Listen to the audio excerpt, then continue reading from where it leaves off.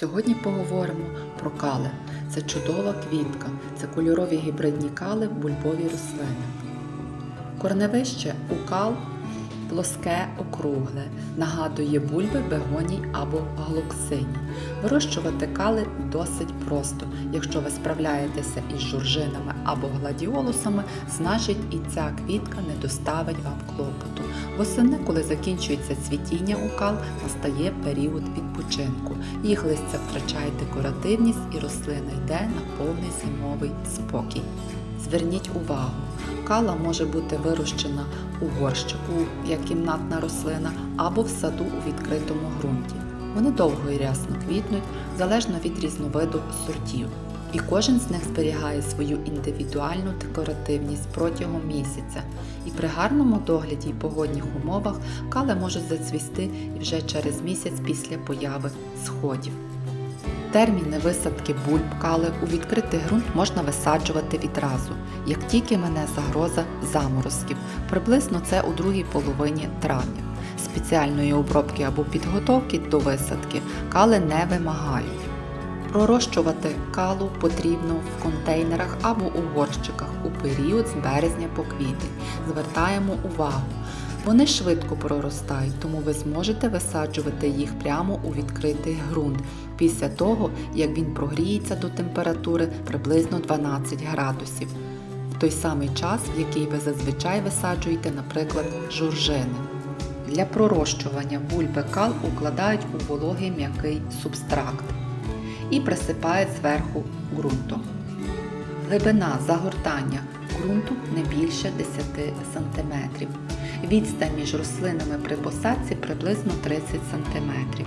Ці квіти прирощуються у вологому родючому ґрунті з легкою кислою реакцією. Для цього можна використовувати готовий субстракт. Краще місце посадки кали – це є напівтінь.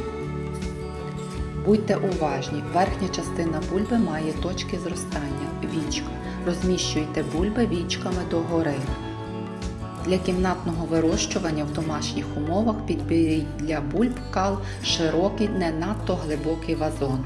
У цих квітів поверхнева корнева система, і для гарного зросту і цвітіння їм потрібен чималий обсяг ґрунту, не менше 2 літрів і горщик з діаметром не менше 25 см. Протягом сезону зростання калам необхідний частий полив під час активного росту, в період пишного цвітіння більш помірний. Важливо знати, що ґрунт не може бути занадто сухий, уникайте пересихання. Рослина потребує регулярних підживлень. У період активного росту для рослини використовують препарат із вмістом азоту.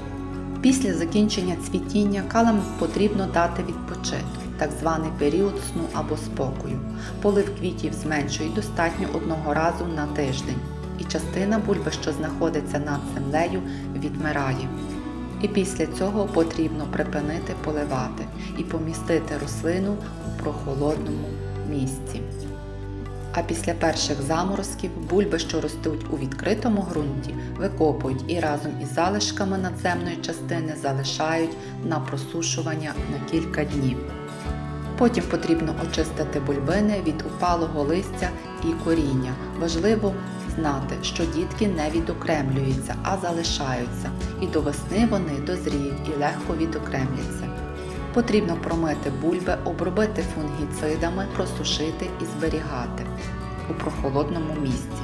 Щоб кали рясно цвіли, їм потрібно забезпечувати холодний спокій мінімум на 2 місяці. Іноді варто перевіряти бульби і видаляти гнилі. Бульби, які почали проростати, висадити у вазон. Якщо на них з'являються дрібні пошкодження, необхідно зрізати ножем і місце зрізу обробити.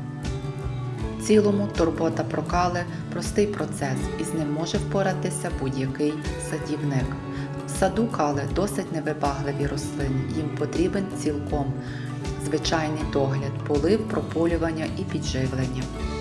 Кали чудово виглядають у будь-яких букетах, їх часто вирощують на зріз для оформлення будь-яких флористичних композицій.